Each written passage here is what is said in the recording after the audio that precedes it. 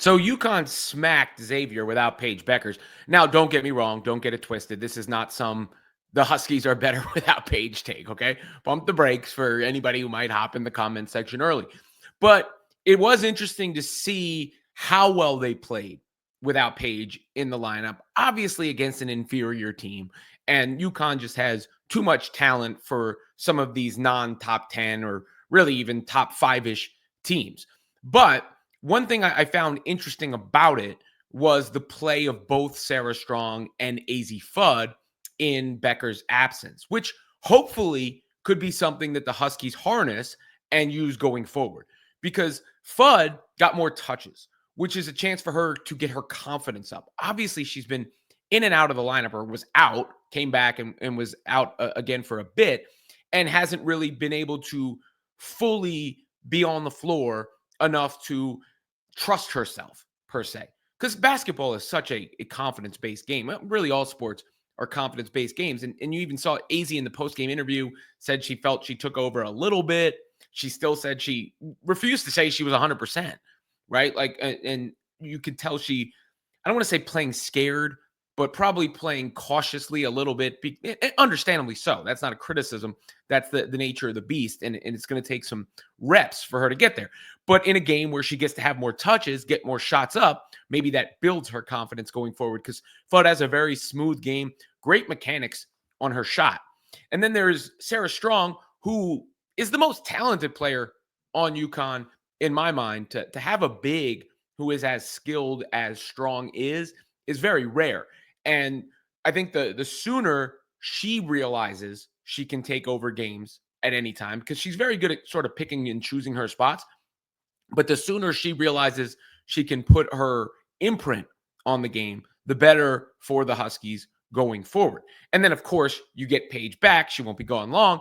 And you would hope you can harness some of what you saw in this one and bring that to the table when Paige is there. Because I think my biggest issue with UConn when I've watched them is, one, and I've talked about this in relation to Bueckers, do they have somebody who's just going to go get a bucket when they're in isolation and just be damned, everything else be damned?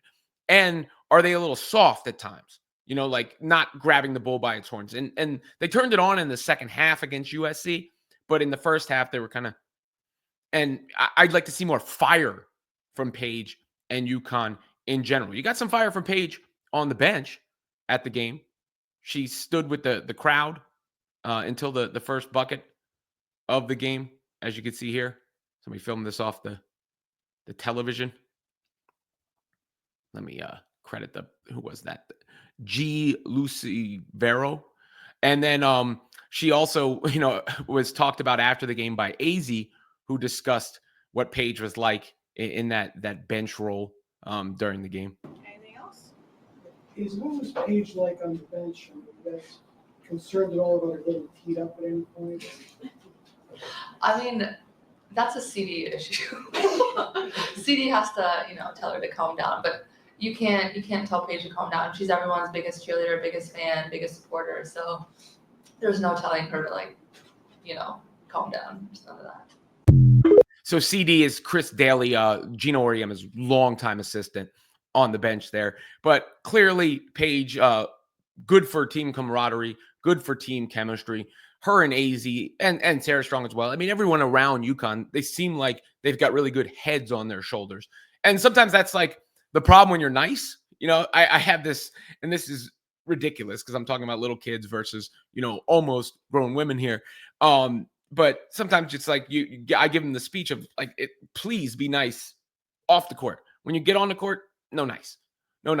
And I'd like to see a little more dog, I guess, in the UConn and Huskies, that is. And in this game, again, it's not anything to have major takeaways from, but I think it's probably a positive in the long run that Strong and Fudd get more touches in the meantime, so that when Paige is back, maybe they are a three-pronged attack.